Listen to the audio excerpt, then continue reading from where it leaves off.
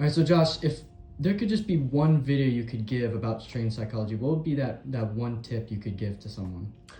All right. Just don't care about the outcome of your trade. Like honestly, the moment you can become indifferent, whether you win or whether you lose, it's like it just is what it is.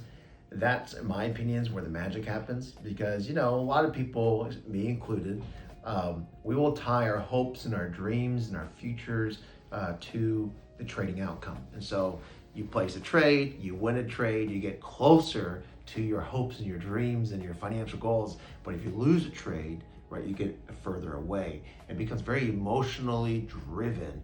But if you don't tie any sort of emotion to it or like outcome to it, and you become indifferent and you just say, you know what, I'm just going to focus in on my rules. I'm going to trust my strategy, and I'm going to place my trade the same way. I'm going to place my stops the same way, place my limits the same way, and push this formula through.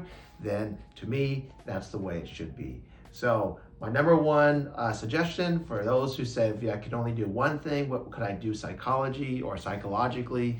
Just don't care. Be indifferent when it comes to trading results. Okay, I think I'll try that next time.